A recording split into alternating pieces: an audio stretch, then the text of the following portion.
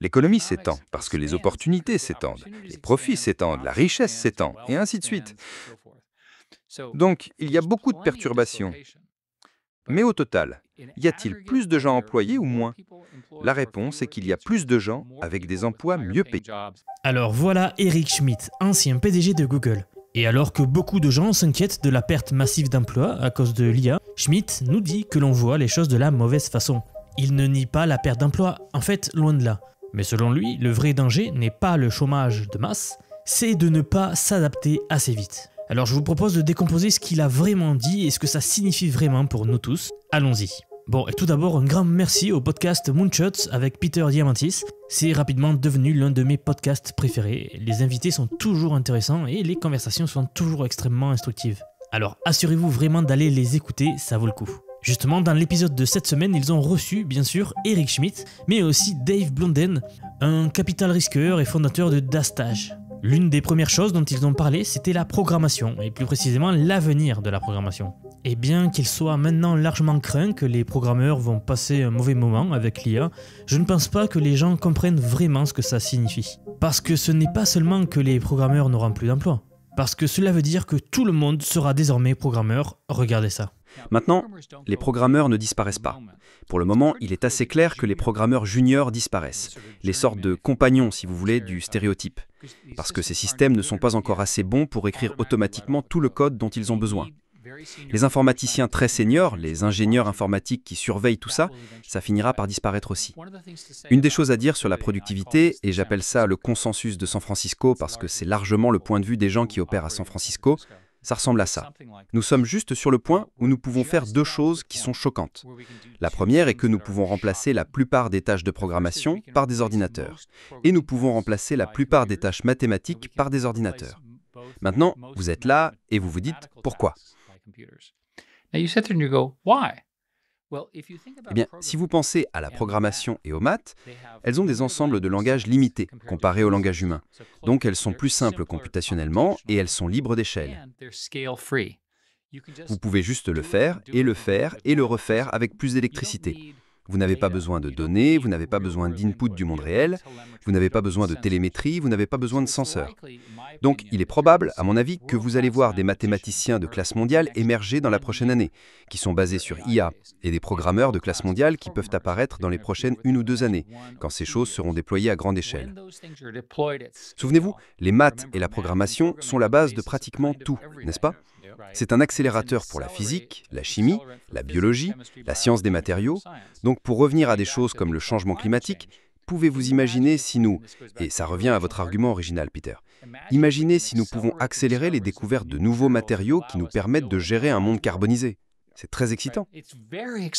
Alors, je pense que le point qu'il essaie de faire valoir ici, c'est que l'idée que la programmation soit automatisée ne devrait pas nécessairement être vue comme une mauvaise chose, parce que ce sera en fait une chose formidablement bonne pour tout le monde. Car oui, imaginez juste ce que vous pourriez accomplir si vous aviez votre propre ingénieur logiciel personnel qui ne dort jamais, qui ne se plaint jamais, et qui peut transformer vos idées brutes en code fonctionnel en un instant. Dans le monde d'aujourd'hui, ce serait littéralement comme avoir un super pouvoir. Vous pourriez créer des applications entières pour tout ce que vous voulez, automatiser n'importe quelle tâche informatique, un temps soit peu répétitive. Créer des jeux entiers, littéralement tout ce à quoi vous pouvez penser en fait. Oui, la programmation ne sera peut-être plus un titre de poste, mais les programmeurs d'aujourd'hui seront les architectes de demain, et même ceux qui poussent ces systèmes encore plus loin.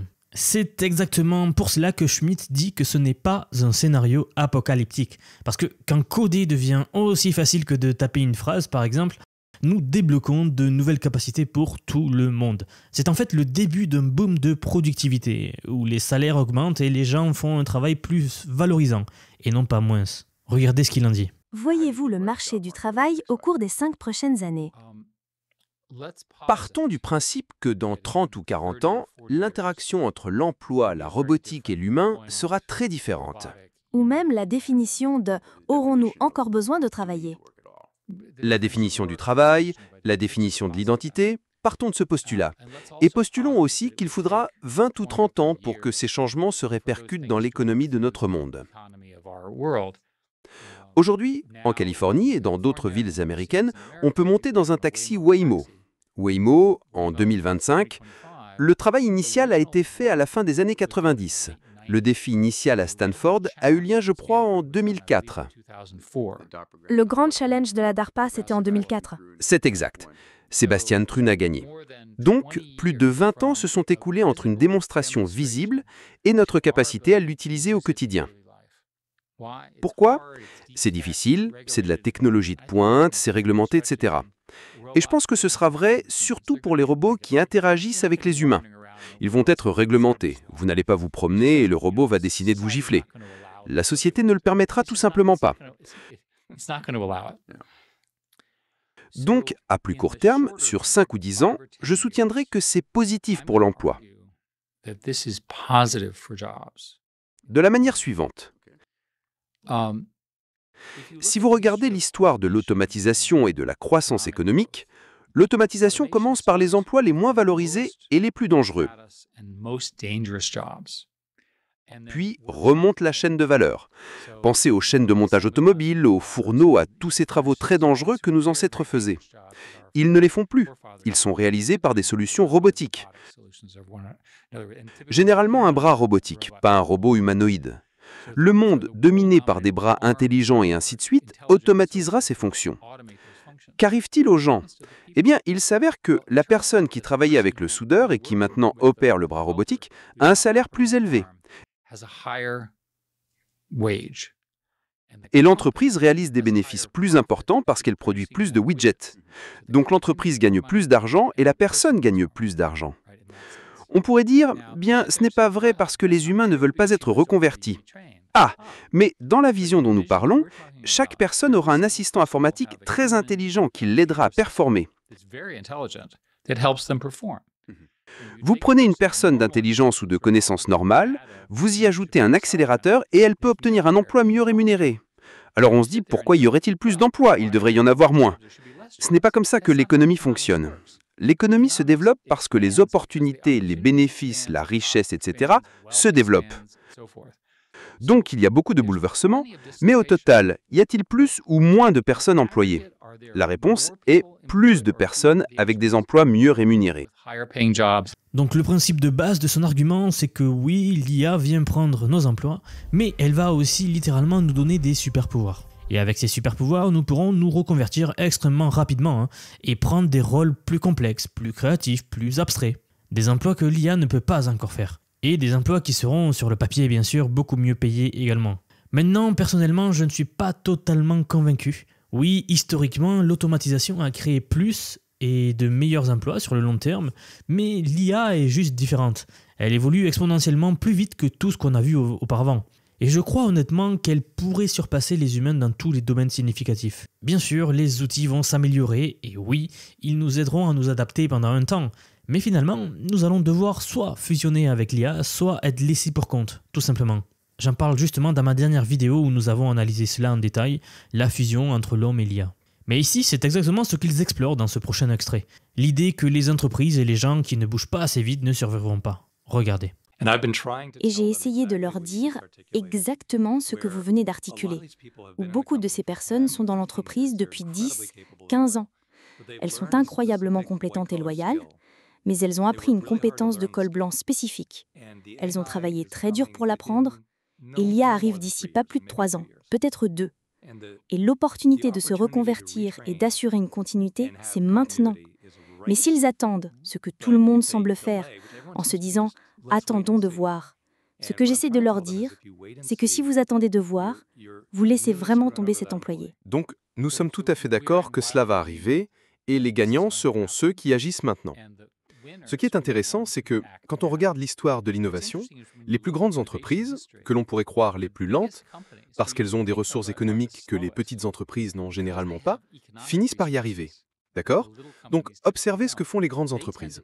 Leurs directeurs financiers et les personnes qui mesurent les choses avec soin, qui sont très très intelligentes, disent « J'en ai fini avec cette équipe de 1000 ingénieurs qui ne fait pas grand-chose, je veux 50 personnes qui travaillent de cette nouvelle manière et nous trouverons autre chose à faire pour les autres. » Et quand vous parlez de grandes entreprises, on pense à Google, Meta, on ne pense pas, vous savez, il y a une grande banque qui n'a encore rien fait. Je pense aussi aux grandes banques.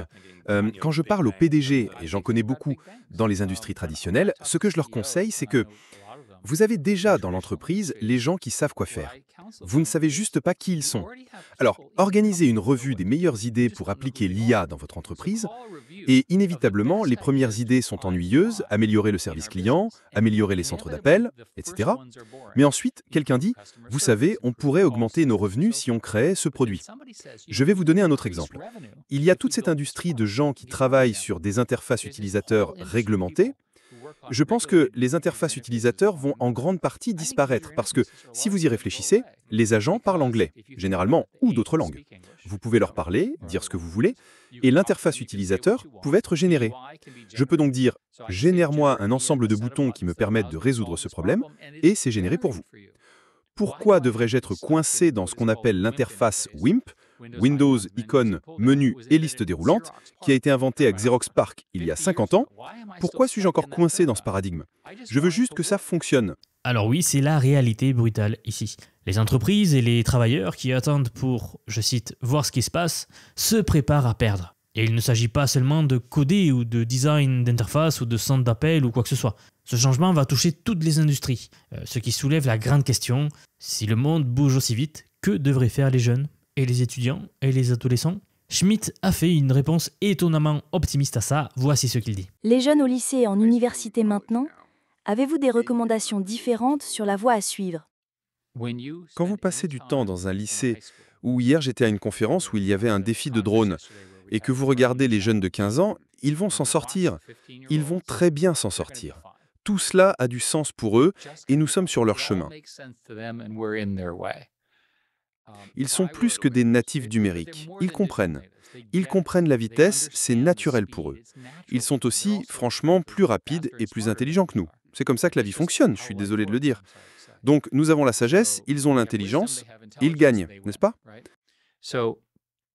Dans leur cas, je pensais avant que la bonne réponse était de se lancer en biologie. Maintenant, je pense en fait que se lancer dans l'application de l'intelligence à tout ce qui vous intéresse est la meilleure chose qu'un jeune puisse faire. Porté par un but? Oui, n'importe quelle forme de solution que vous trouvez intéressante, la plupart des jeunes s'y mettent pour les jeux vidéo ou autre chose et apprennent à programmer très jeunes. Donc, ils sont assez familiers avec ça. Je travaille dans une certaine université avec des étudiants de première année et ils développent déjà différents algorithmes d'apprentissage par renforcement en deuxième année. Ça vous montre à quelle vitesse les choses évoluent à leur niveau. Ils vont s'en sortir. Ils répondent aux signaux économiques, mais ils répondent aussi à leur propre but. Donc, un exemple, ce serait « vous vous souciez du climat », ce qui est certainement mon cas. En tant que jeune, pourquoi ne pas trouver un moyen de simplifier la science du climat, d'utiliser des modèles de fondation simples pour répondre à ces questions fondamentales? Pourquoi ne pas trouver un moyen d'utiliser ces modèles puissants pour créer de nouveaux matériaux qui nous permettraient à nouveau de relever le défi du carbone? Et pourquoi ne pas travailler sur les systèmes énergétiques pour avoir de meilleures et plus efficaces sources d'énergie qui sont moins carbonées? Vous voyez où je veux en venir? Donc si vous êtes jeune en ce moment, le message de Schmitt est clair. Ne paniquez pas. Vous aurez bientôt des outils à portée de main qu'aucune génération avant vous n'a jamais eu. Et vous aurez l'opportunité de faire des choses que vous ne pouvez probablement même pas imaginer aujourd'hui. Alors bien sûr, même avec tout ce potentiel, il y a toujours un problème plus profond, parce que qu'est-ce qui se passe quand tout peut être automatisé? Je veux dire, pourquoi poursuivre quoi que ce soit si une IA peut le faire plus vite, mieux et avec beaucoup moins d'efforts? Eh bien, c'est exactement ce que Peter Diamandis demande à Eric Schmitt quelques minutes plus tard dans le podcast, et sa réponse pourrait vous surprendre. Écoutez. Ce qui m'inquiète davantage, c'est le cas où, si vous voulez faire quelque chose, il est tellement plus simple de demander à votre robot ou à votre IA de le faire pour vous. L'esprit humain qui veut surmonter un défi, je veux dire, une vie sans défi est si essentielle. Mais il y aura toujours de nouveaux défis. Quand j'étais enfant, l'une des choses que je faisais, c'était de réparer la voiture de mon père. Je ne fais plus ça. Quand j'étais enfant, je tondais la pelouse. Je ne fais plus ça. Bien sûr. N'est-ce pas? Il y a donc de nombreux exemples de choses que nous faisions avant et que nous n'avons plus besoin de faire. Mais il y aura plein d'autres choses à faire. Rappelez-vous simplement que la complexité du monde que je décris n'est pas un monde simple. Rien que gérer le monde qui vous entoure sera un travail à plein temps et plein de sens. En partie parce qu'il y aura tellement de gens qui se battront pour la désinformation et pour votre attention, et il y a évidemment beaucoup de concurrence, etc. Il y a beaucoup de choses dont il faut s'inquiéter. De plus, vous avez tous ces gens qui essaient d'obtenir votre argent, de créer des opportunités, de vous tromper, et ainsi de suite. Donc je pense que le but humain demeurera parce que les humains ont besoin d'un but. Voilà, c'est le point essentiel. Et vous savez, de nombreuses études montrent que les personnes qui ont ce que nous considérerions comme des emplois mal payés et sans valeur aiment aller travailler. Le défi n'est pas de supprimer leur emploi, mais de rendre leur travail plus productif en utilisant des outils d'IA. Ils continueront d'aller travailler. Et pour être très clair, cette idée que nous allons tous rester assis à faire de la poésie, ça n'arrivera pas. Dans le futur, il y aura des avocats qui utiliseront des outils pour avoir des procès encore plus complexes les uns contre les autres, n'est-ce pas? Il y aura des personnes malveillantes qui utiliseront ces outils pour créer des problèmes encore plus malveillants. Il y aura des personnes bienveillantes qui essaieront de dissuader les personnes malveillantes.